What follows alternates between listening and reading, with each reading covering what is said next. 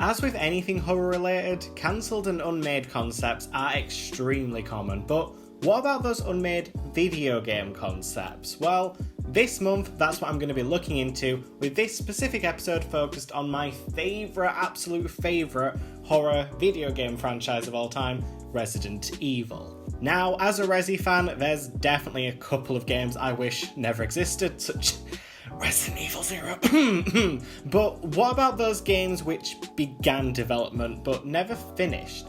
How different would this massive franchise be if Elza Walker existed and Claire Redfield didn't? How different would it be if it started off as a co-op series? And what would have happened if Devil May Cry was actually the real Resident Evil 4? Well, hopefully I'm going to be able to answer some of those questions, but before I do have a quick disclaimer. I've decided to leave off Resident Evil Firezone from this video because it was eventually worked properly into Resident Evil Survivor 2, and from the sounds of it, it was always planned to be that. It was more of a codename than anything, so I know some people say it's a cancelled game, but it's not. Let's be realistic here. And with that out of the way, let's look at the unmade Resident Evil video games.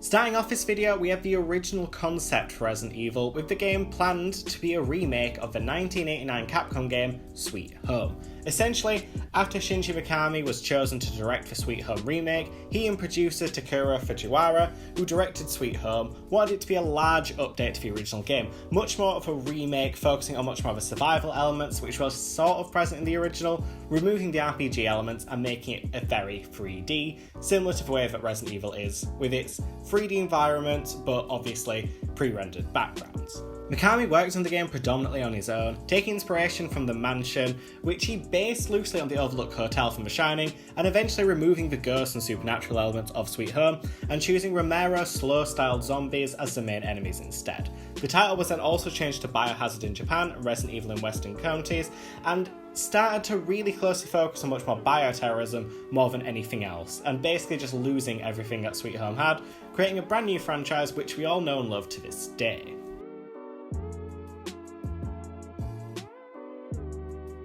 However, after deciding the new direction of the game, Resident Evil went through many changes, including a first-person version of the game being an early idea, several locations such as the graveyard and woods being cut from the final release, but luckily were re-added for the remake, as well as a completely different group of supporting characters with a, if we're being realistic here, slightly racist looking comic relief character Dewey, who was eventually replaced with Rebecca, as well as a giant cyborg Elza, who was a heavy weapons character and eventually was reworked into Barry. And finally, there was a real-time weapon swapping system at some point in the game, but eventually they decided to go for a much slower, more menu-based organisation system, which honestly, I weirdly prefer. But of course, because it's the title of this section, the main change during development was a co-op version of this game. Yes, very similar to how it's implemented in Resident Evil 0s, 5, 6, and Revelations 2, the game used a prototype partner system which ended up being used in Resident Evil 0, with Chris or Jill, depending on who the player chose to play as, following the player character throughout the game, instead of the two campaigns we got in the final release. It would have just been this one with a companion the whole time. Now, the game would have also featured an usual co-op system with two controllers being plugged into the PS1 to play at once. However, this feature was completely cut as the developers couldn't really make the feature function properly in time for the game's release, but luckily there are videos online of this version, and honestly, I'm both glad and sad we never got to play this. It would have been kind of cool if they brought it back for the remake, even if it was like an optional feature, but rumour has it we're getting a remake of the remake soon, so maybe one day, maybe one day.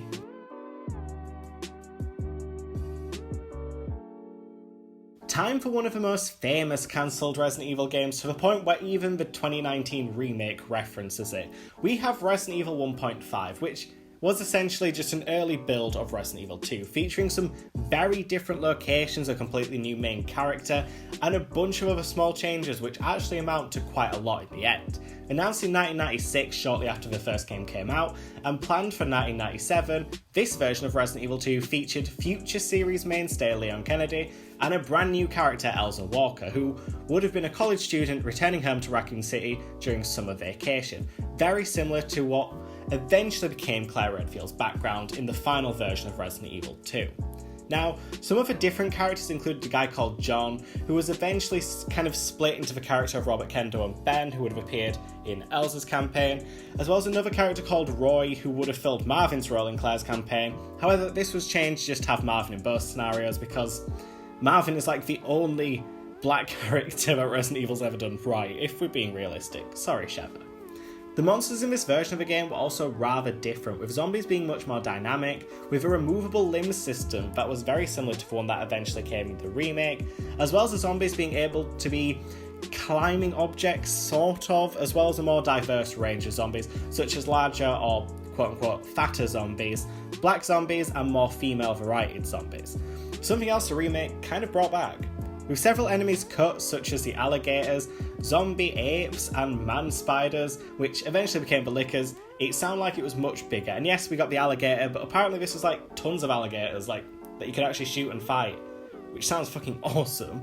Some other smaller changes include that the police station would have been a more modern style, instead of a kind of mansion refurbished architecture we ended up with, as well as some different weapons, such as Barry's Magnum from the original making a return, as well as some new levels and maps being planned, which also ended up being scrapped. Luckily though, the demo version of this game is available to download online, and fans have made some amazing patches over the years to add some features that never got implemented, extra stuff that was basically brought in later on with the actual version of Resident Evil 2, some graphics patches to make the game look better, and finally, patching a lot of the bugs and actually finishing the game, something that Capcom never actually got around to fixing. Now, personally, I'm very happy with the final game we got, but I still think Capcom should kind of finish this one themselves and release it as like a 10 quid budget game, because people would love it, even if it was outdated to shit.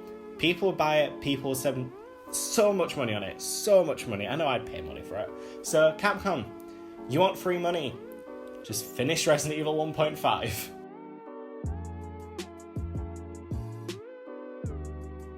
Resident Evil 3, which I've nicknamed Resident Evil Hunk, was a concept that would have been a direct sequel to Resident Evil 2's game mode, The Fourth Survivor.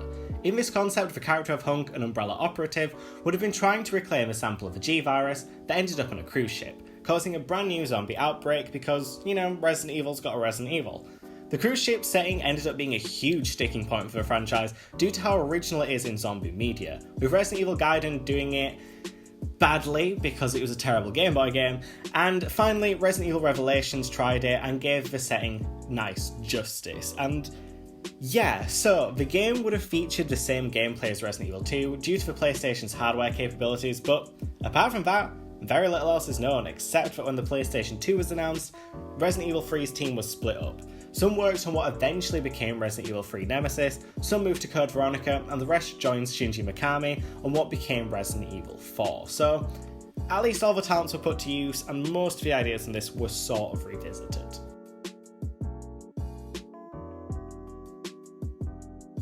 Now, we have 3 cancellations in one year, but let's start off with the most well-known game. The original version of Resident Evil 3, which I will nickname Resident Evil Last Escape just because I think it's a nice title, was a concept for what eventually became Resident Evil 3 Nemesis, and almost everything stayed the same throughout development, except for one big difference. Jill would have not appeared in this version of the game, instead being replaced by a new unknown protagonist. However, it was decided that when the game would move from a spin-off to a main entry, Jill was chosen to keep audiences more interested due to having a returning character, and since Chris was already involved in Code Veronica, she was kind of the last option left. The next concept from 1999 was an infamous Resident Evil Game Boy Color port. Well, more of a ground-up remake more than anything. Resident Evil for the Game Boy Color would have just been Resident Evil, but portable, featuring the same story as the original version, but it would have featured a very different save system, as portable consoles can run out of battery, so Capcom kind of changed it so it just save as you go. But eventually they did cancel the game, however, as it had missed many deadlines and the project itself was just not working very well. However, there are tons of footage offline, and several builds have been linked online over the years, so if you want to check it out, go right ahead, but honestly, from what I've seen, you really don't need to. The final concept from 1999 was a Resident Evil 2 port for the Sega Saturn. developed by both Capcom and Next Entertainment, but sadly the two realised quite early on that the Saturn was not powerful enough for the game, so instead decided to develop a brand new installment with the creators of Resident Evil 2 that eventually became Resident Evil Code Veronica for the Sega Dreamcast, my personal favourite in the franchise. Next Entertainment even helped out on the expanded version Resident Evil Code Veronica X, which later on came to the GameCube and has been ported to pretty much every modern day console because Resident Evil Code Veronica is amazing, and I'm shocked people do not give it enough credit because it's the best one, just putting that out there.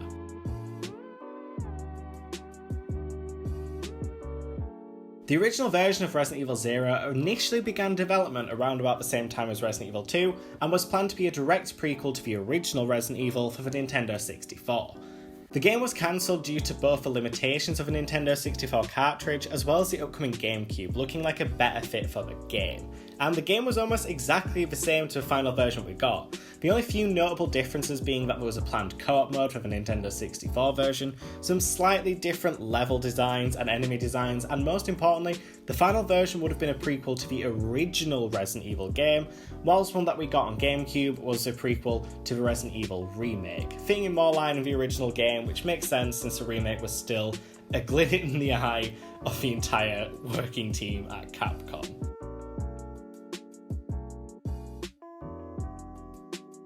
Now we reach the inevitable mess, which was the development of Resident Evil 4, which began as a complete revamp of the series so big that the first attempt was changed into a completely different game and ended up creating its own franchise to rival Resident Evil. Now, this version of Resident Evil 4, or as I call it, Resident Evil May Cry, was to be directed by Hideki Kamiya, who directed Resident Evil 2 and would have even had a more action-focused approach than any other Resident Evil game at this point, including Code Veronica and 3. Now, the game would have also been a soft reboot of the series, focusing on some brand new characters, a brand new setting, with rumours of it being set in the future and even featuring some superpowers similar to the ones that was used in the final version of Devil May Cry. Now, many of parts of this game, honestly, stayed the exact same, with the combat plan to be pretty much exactly the same, except that melee weapons, the staple of Devil May Cry, weren't implemented yet. But the G-Virus from Resident Evil 2 would have also been the cause of this game's mutations outbreak, with a few new mutations of different animals, with Dante instead being called Tony in this version of the game, which is fucking hilarious when you think about how sexually seductive Tony is. It's not got the same ring as Dante, has it? It just doesn't do it. A few other changes, of course, was being that these were monsters, mutations, instead of the demon-styled things that we have in Devil May Cry. Now, development was troubled throughout the entire production, with many changes, such as removal of fixed camera from the previous games, complete removal of pre-rendered backgrounds similar to Code Veronica, as well as a completely new art style, going away from the American look of the original trilogy, and once again expanding upon Code Veronica's more gothic style. But eventually it was decided by Capcom, Kamiya, and Mikami that it just didn't fit in well enough to the series, and they decided to make its own standalone game, eventually becoming Devil May Cry, which has now got 6 games, including the reboot in the series, so yeah, it's doing well for itself, so fair enough.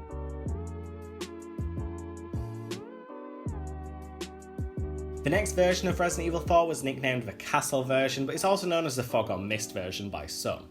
Directed by mostly newcomer Hiroshi Sabata, who worked on Resident Evil 3. This was the first time that Leon Kennedy was confirmed to return as the main protagonist, and would have focused more as a direct sequel to Code Veronica, with Wesker also making return as the main protagonist, because let's not go back to Tony Dante, because yeah. Sorry, I still can't get over the fact he was originally called Tony, that's fucking hilarious. The plot would have focused on Leon investigating a castle owned by Umbrella founder Oswald E. Spencer, because the man just loves his mansions and castles, and seen a fight break out between Wesker and Leon's forces, ending with Leon becoming infected with a new virus, causing sort of hallucinations, but that's mostly a rough concept with this one. I'll get into that more with the next one on the list, and the game would look into the origins of a progenitor virus, something which was eventually covered in Resident Evil 5, as well as introduce a new female protagonist and a BOW dog. The game would have had a rather large shift in the franchise, removing the pre-rendered backgrounds like Code Veronica did, but was still going to feature a fixed camera, sort of. However, it would have been much more free-flowing. Several other parts of the game ended up being cut, such as the airship level, and there's just so many things in this version which didn't end up in the Resident Evil 4 that we know and love today.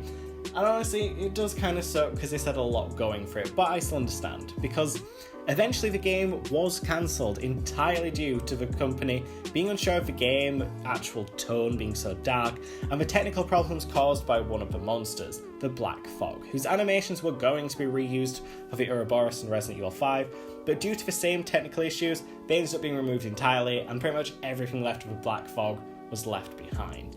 Luckily though, as with what seems like all cancelled versions of Resident Evil 4, the game ended up being sort of reworked with its story, by focusing on the new female character and her dog, eventually being released as a spin-off to the Clock Tower series called Haunting Ground. We should also give a quick mention right now about the Game Boy Advance port of the original Resident Evil. Once again, it would have been a semi-remake for a portable system, however very little else is known except Capcom was not interested in the project at all, so scrapped it because they were just done attempting Game Boy games at this point, because Resident Evil Gaiden existed and no one wanted another one of those.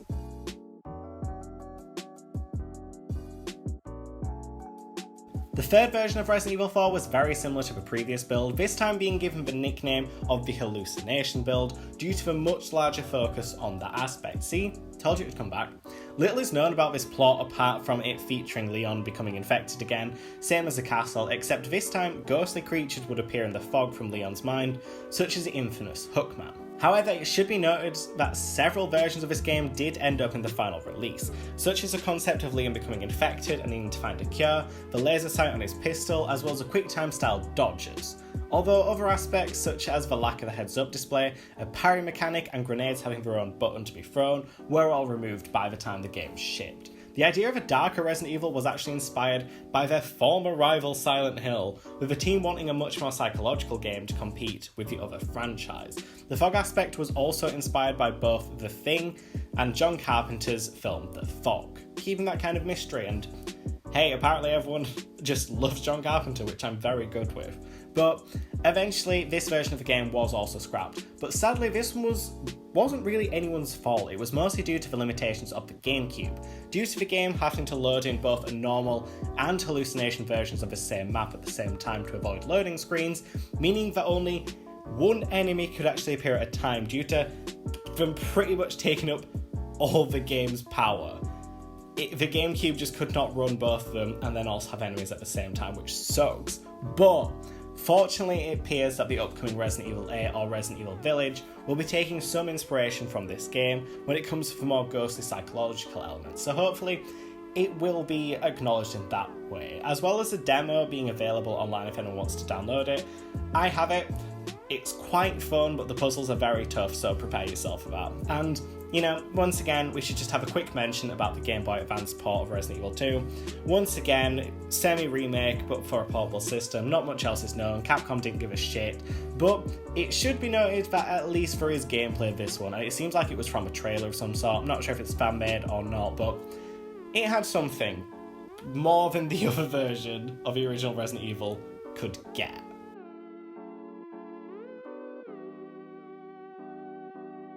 Now, let's end off Resident Evil 4 with the ridiculous trouble development by mentioning the final version, Resident Evil 4 or Resident Evil 4 Zombie Build.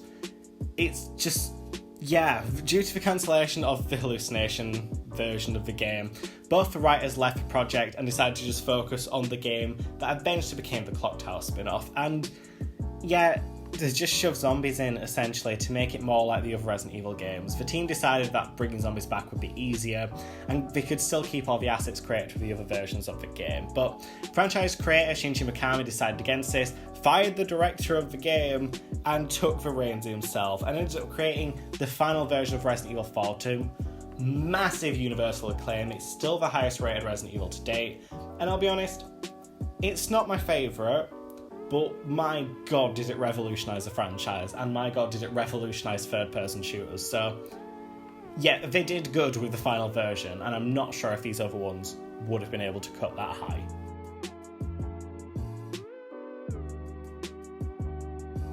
Now, just flashing back a little bit, following the success of Resident Evil 3 Nemesis, Capcom decided to release a multitude of spin-offs, hoping that one would stick. One of these games was Resident Evil Outbreak, a game originally planned to have 18 different scenarios/levels, with more rumoured, but the game only actually released with 5. Now, shortly after its sort of sequel / expansion pack, depending on who you ask, Resident Evil Outbreak File 2 released with another 5 levels.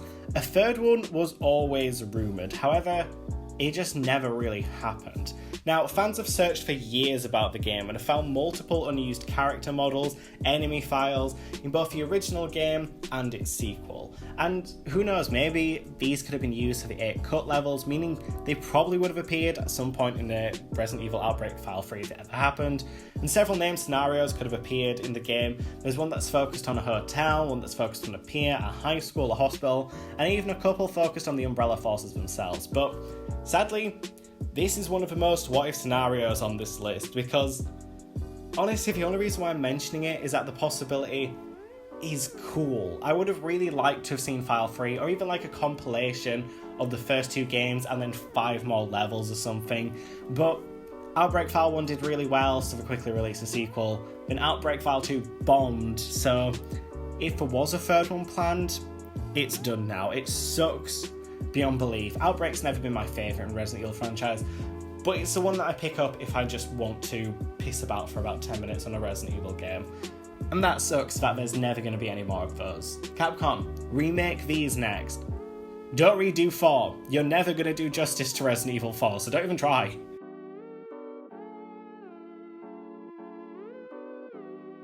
Now it's time for a kind of quick and easy one here. Resident Evil Portable was a new title that was being created specifically for the PlayStation Portable, but your guess is as good as mine on anything else, because literally nothing else is known about the game, even if it was actually cancelled or if it's still in development. Capcom have never even spoken about this. They just announced the game and pretended that they never did. However, I honestly think it might have been reworked into Resident Evil Revelations of the 3DS, just because why else would they create another portable game? I mean, I have no basis on this at all, it's just a thought in my head, but yeah, they just made a game, announced it, and then ignored it. But this is literally what Bethesda have currently done with Commander Keen. Just say it's cancelled, for fuck's sake. It literally takes one sentence on your Twitter.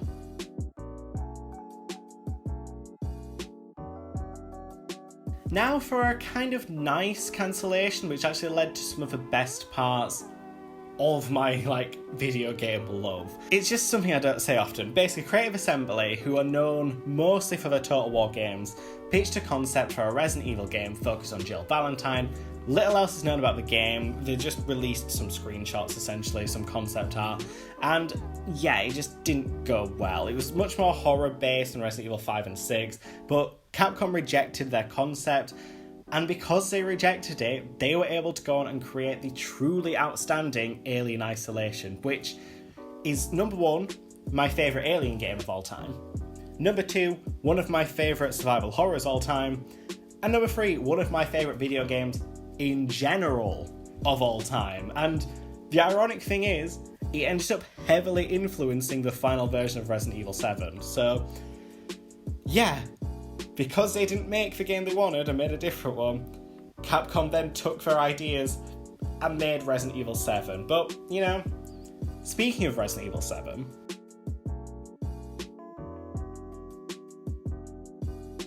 the original version of Resident Evil 7 would have followed on from the direction of Resident Evil 6, being massively action-focused and allowing the Revelations series to continue the survival horror parts of the franchise.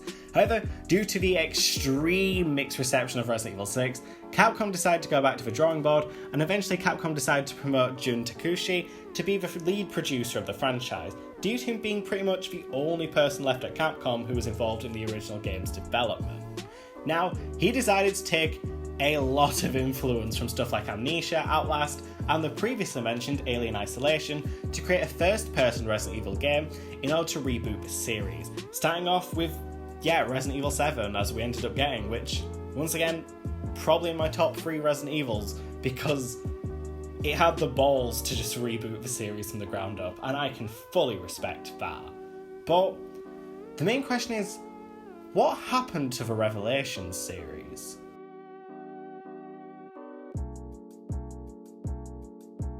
Now, I know, it's mostly rumours by Dusk Golem, but it's the final game in this video, and I feel like I just need to acknowledge it. But yeah, Resident Evil Revelations 3, it's been rumoured for years, basically since the last episode of Resident Evil Revelations 2 came out, and if we're being realistic, it was pretty successful. Both games in the Revelations series have sold well over 1 million copies, mostly because they focus on the side stories of main characters, the franchise that everyone basically forgotten about. I mean, Jill has literally not been acknowledged since this game came out. Claire was completely forgotten about since Code Veronica. Barry had not even been acknowledged since Resident Evil 3, so it was cool to see him brought back for these side stories, and it's kind of unknown at this moment in time what this game would have starred. However, it is rumoured to take place between Resident Evil 6 and 7, so it'd be most likely we'd be following someone like Jill, Claire or Barry, or maybe even all three of them, but this version of the game, if it did exist, was scrapped and reworked into next year's Resident Evil 8, also known as Resident Evil Village. It's known, Leaker, Duscolum, you know, he's quite believable, so I honestly do believe him. I mean, there's only one thing he got wrong with this entire prediction, and that's that it'd be cross-gen, but from the sounds of it, from what Capcom said, they planned for it to be cross-gen, then cancelled it because it just wouldn't run on the PS4 and Xbox One, but it would explain the more experimental aspects of the upcoming game. Like, the spin-offs did weird shit. So it makes sense that if Resident Evil 8 was originally a spin-off, it'd do weird shit. But still, it sucks that we're not getting a final part in the Revelation series, as there's a really long time gap between Resident Evil 6 and 7, and it would be so awesome to see these forgotten characters return for the last time. I mean, apparently Rebecca was rumoured for this one. She's literally not been acknowledged since 2002 when it comes to the games. Yes, she appeared in the 2017, straight to DVD movie, but, come on Capcom, Rebecca's not that bad of a character. Bring her back just one last time.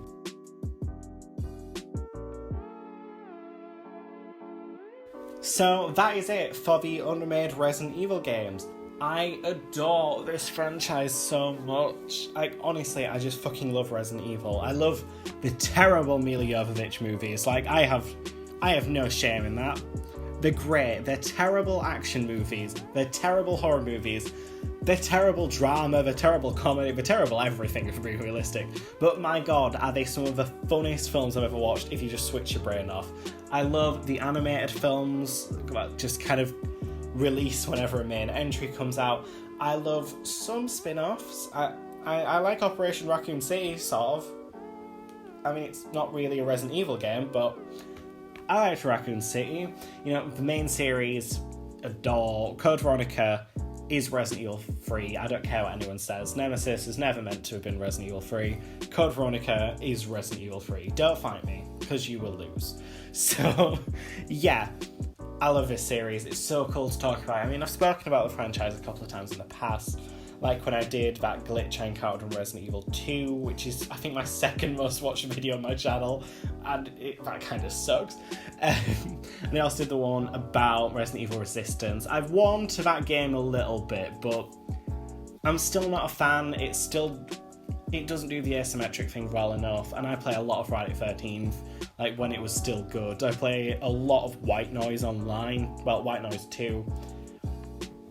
Yeah, it's not doing it for me. They should have just done Resident Evil Outbreak remake. It would have been simple as that. And Resident Evil 3 should have just been DLC for Resident Evil 2, like a big expansion pack. And then they could have done the real Resident Evil 3 to remake Code Veronica. Please remake Code Veronica, Capcom. Please.